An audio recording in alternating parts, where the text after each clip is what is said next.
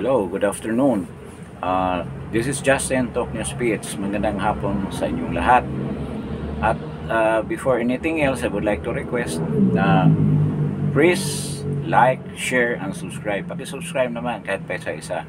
I'm thanking doon sa ating mga subscribers and would-be subscribers for your continuous patronage of this channel, Justin Talk News Speech. Ngayong hapon na to, meron kasing maraming mga balita, mga opinion na lumalabas after nung tatlong sorties, yung rally ng alyansa ng pagbabago ni headed by PBBM in Labag, in Iloilo, and in Davao del Norte sa Carmen. Ngayon, maraming nagsasalita kahit na ganito pa ka this early yung campaign period natin. Sa totoo lang, isa proclamation pa lang ang ginawa nung PDP Laban. Then of course ang proclamation ni Rodante Marcolita, then followed by proclamation ni Pastor Kibuloy, then followed by another the formal proclamation of all the senatorial candidates sa PRD sa Club Filipino Green Hills. So yun ang activity ng PDP Laban. Ngayon dito naman sa side ni Bongbong, yun ang pinag-usapan.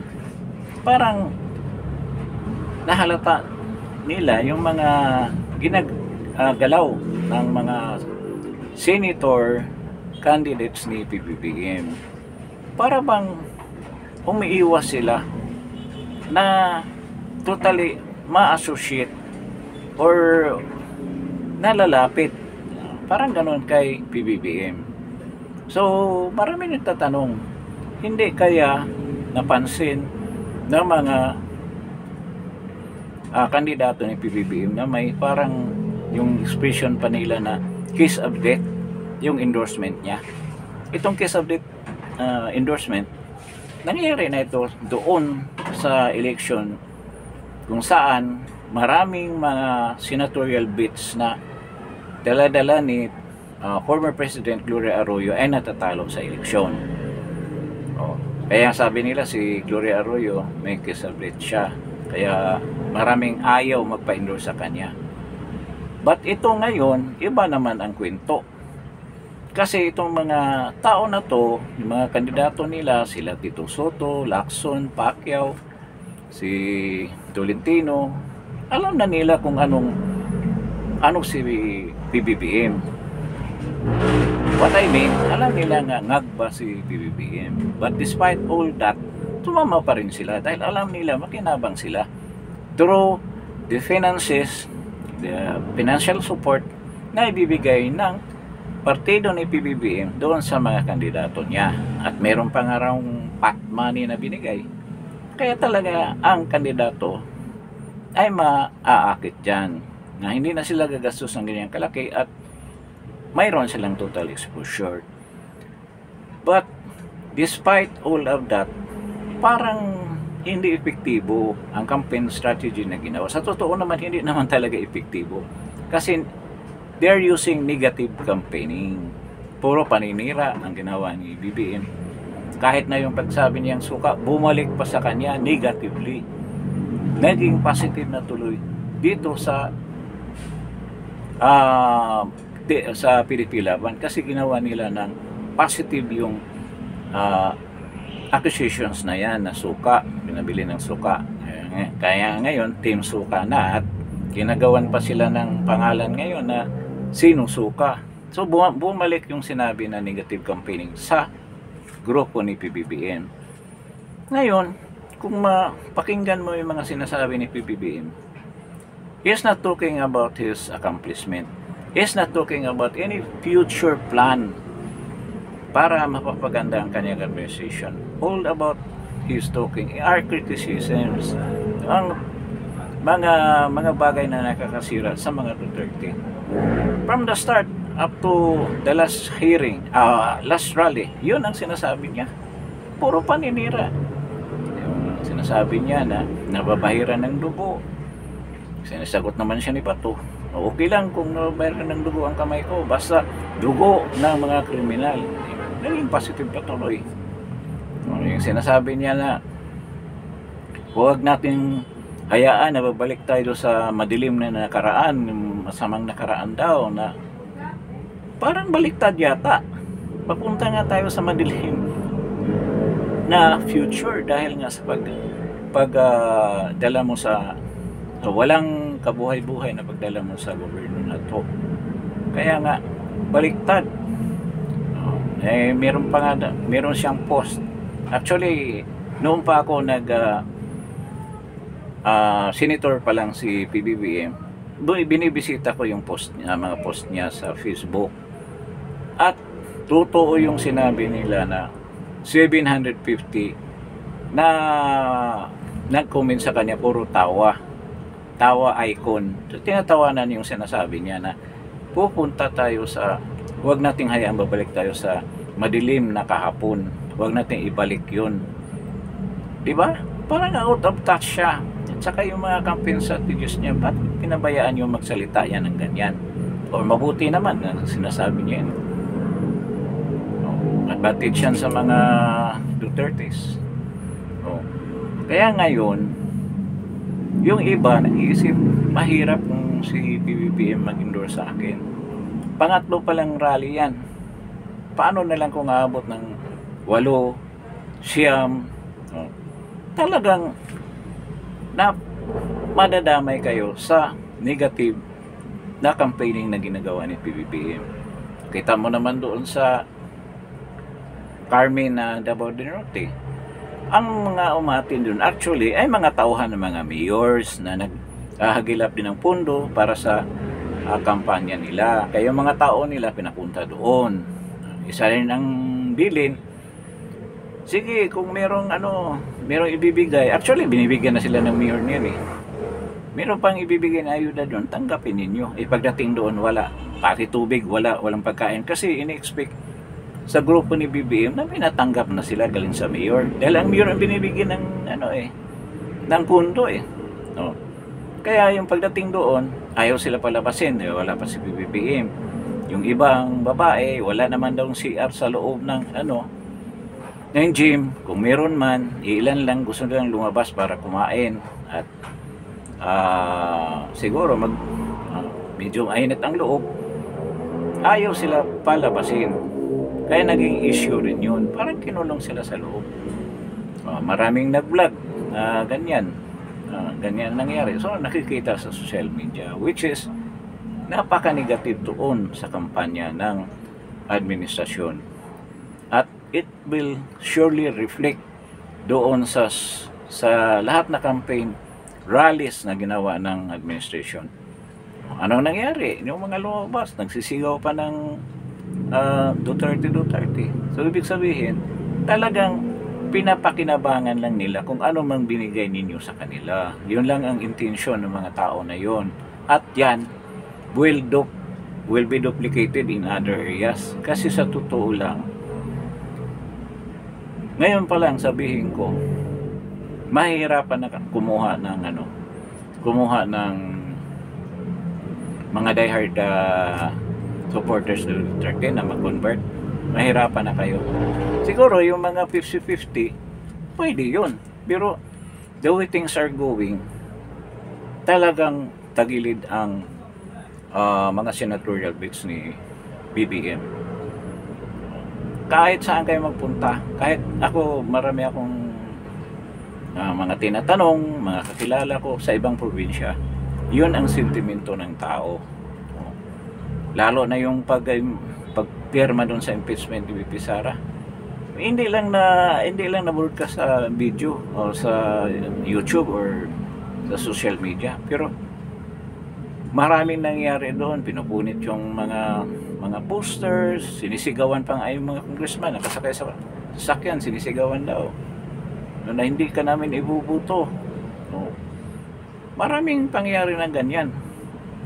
So nationwide, siguro makakuha rin ng konti, lalo na yung may mga baluarte na mga senador, pwede silang makakuha, lalo na yung mga established na mga senador. Pero sa tingin ko malaking laban ng yung 9 candidates na yun, President Duterte. So wala pang linabas na survey ang SWD sa Pulse Asia. Doon natin ma-determine kung anong effect yung nangyari sa mga endorsement ni BBM. Parang si BBM ang liability. Yung mga ginagawa niya, pinagsasabi niya, detrimental na yan sa campaign strategy ng buong administration senatorial bids. Makita mo yung ano nila, yung pinakinggan ko yung mga speeches ng mga senators nila, yung mga previous nilang mga accomplishment, mga performance nila sa Senado, yun ang pinagsasabi nila. But they never mention about itong present administration na to. Kung gaano kagaling si BBM, hindi nila na-mention yan. And especially, bihira lang sa kanila ang anti-drug. Di ba? Kasi kung i-insist nila na kami against kami sa drugs, alam naman ninyo kung ano yung sinasamahan ninyong presidente. Bakit sumama kayo dyan? Alam naman ninyo na sa hair follicle test pa nga, ayaw na nga pumayag. Mabigat ang posisyon, ang sitwasyon ng mga kandidato ni BBM. Habang tumatagal ang kampanya, lalong na-expose sila. At dito naman, napakaganda ng basihan ang mga reasons na ibinigay ng mga PDP Laban candidates. Kung bakit sila tumakbo, ano ba ang totoong sitwasyon, ano ba ang naghikayat sa kanila na tumakbo. Napakasolid ng katuwiran na naramdaman ng mga tao. Tulad ng kahirapan, tulad ng presyo ng mga bilihin. Did BBM mention about that? Wala. Hindi nila kina-counter yung mga ano na yan. Lagi lang pronouncements nila na bababa ang presyo ng bigas, maging 50 na, 49, ganyan. Pero until now, walang nangyayaring ganyan. Ang sabi pa, bagong balita kanina lang, na maging 49 daw ang per kilo ng bigas. But it will be implemented on March. Bakit March pa? Bakit hindi ngayon kaagad? Di ba? Parang merong purpose sila na magagamit yan sa eleksyon, yung bigas na yan. So, itong question nga kung masama ba ang endorsement ni BBM, sa tingin ko, ang laking epekto niyan, negative effect doon sa senatorial candidates. Kaya parang umiiwas na itong mga senators na ma-endorse ni BBM. At pakinggan mo naman ang speeches ni BBM. Pati ba naman yung pagbabanta daw, desperado na daw si ang kabilang grupo dahil nagbabanta na si President Duterte, napatayin na lang yung mga kandidato. Hindi ba? Sabi pa nga ni Attorney Panilo, totoo din naman. Kung naniwala ka na seryoso si President Duterte sa pagsasabi niya na patayin ng mga senador, tanga ka at bobo. Yung talaga, hindi mo ba alam ang joke saka hindi joke? Sa bagay si Bongbong, hindi niya alam yung joke eh. Lalo na si Sandro, hindi niya alam na biro pala yun. Di ba? Maraming ganyang tao. Wala na sila kasi may ibato sa mga Duterte. Kahit anong marinig nila na sa tingin nila, kagatin ng mga tao. Sino bang gagong mga tao ang kagagat niyan? Klarong-klaro namang biro yan. At doon sa pagkasabi niya doon, nagtatawanan pa yung audience. Ibig sabihin biro yan.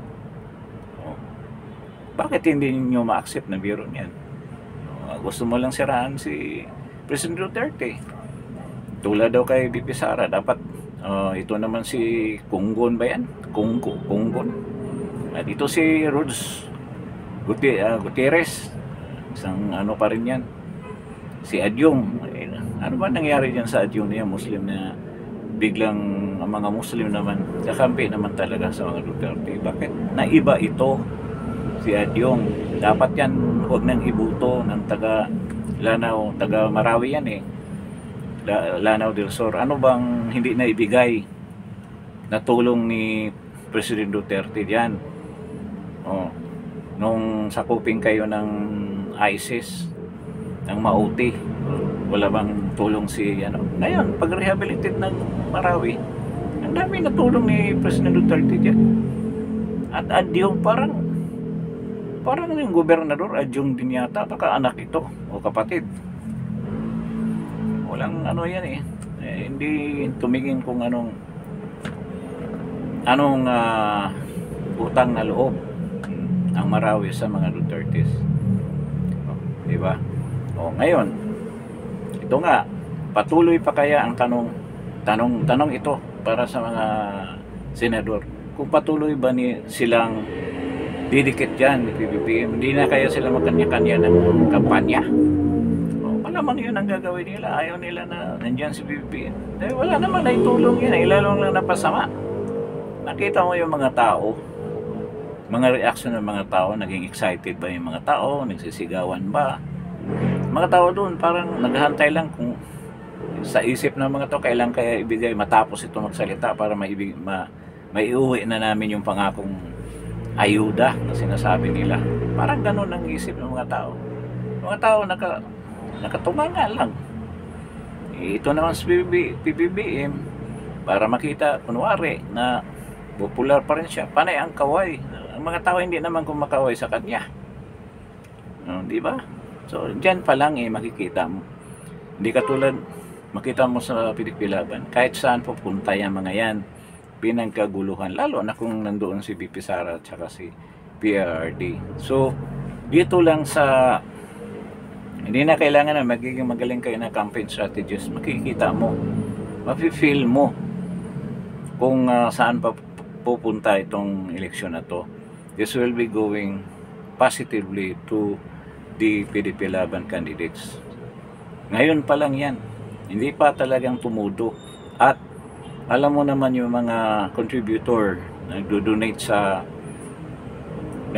sa mga partido, lalo na sa PDP Laban.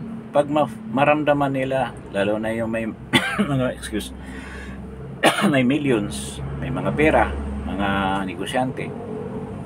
Pag maramdaman nila na medyo lamang itong isang partido na to, bubuhos ang tulong niyan. Nangyari na yan kay President Duterte noong 2016. Nung una, walang kapira-pira, kaya kanya-kanyang gawa ng streamer May sako pa nga ng bigas ang ginagamit.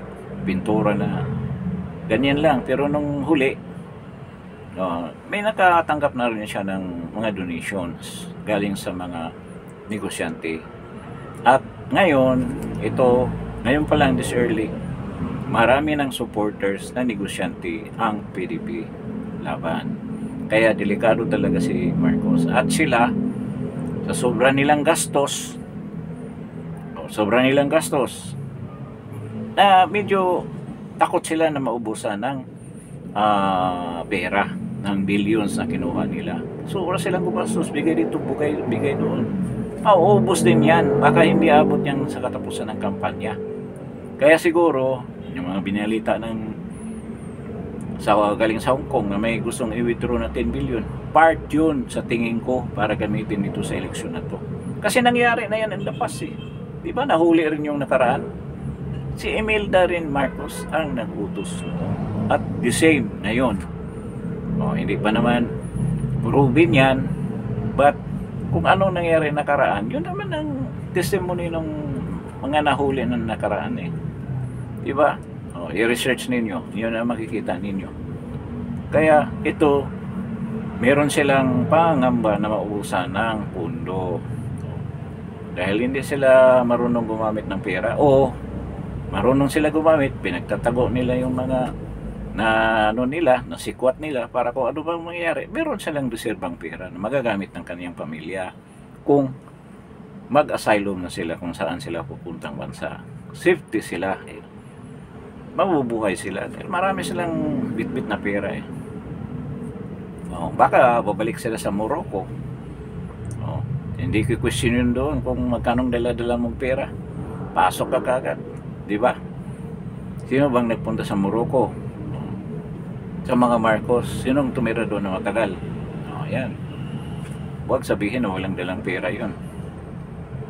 Ngayon, ito nga, maganda talaga ang takbo ng kampanya ng PDP Laban. At malalaman natin to in the coming days kung mag-full gear na yung kampanya. Nakikita natin ang totoong sitwasyon ng kampanya na to. So, dito nga sa question kung may dala bang masamang halik ni Judas parang ganun, na yung mga senador parang ayaw na magpa-endorse kung ganyan kasi walang epekto kabaliktaran ang epekto dahil lahat na tao alam kung ano bang mental status o ano ba siya.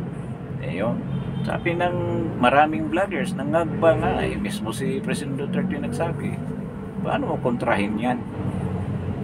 So bagay yung mga tao kasi minsan nagsawa na sila sa mga adik, parang normal lang sa kanila na may adik kasi nga lalo na ngayon na bumalik na yung mga adik. Di kung makita nila sa BB normal na lang ganun, pero napakasama ng impression nila dyan at madadamay yung mga senador. Yan lang kasimple. Kahit na anong paliwanag mo dyan, bakit nandyan ka sa partido na yan? Ba't sumama ka dyan? Diba? Proteksyonan mo yan kung mananalo ka. Protektahan mo siya. So magpapatuloy siya sa pagpahirap mga mamayang Pilipino at tutulong ka dyan. Hindi mo suwayin yan dahil yan na naglagay sa iyo paging senador, paging congressman, paging mayor. Ganun lang kasimple yan. So ito magandang balita para sa atin na nasa mga supporters ng BP Sara na ganito nga ang nangyayari.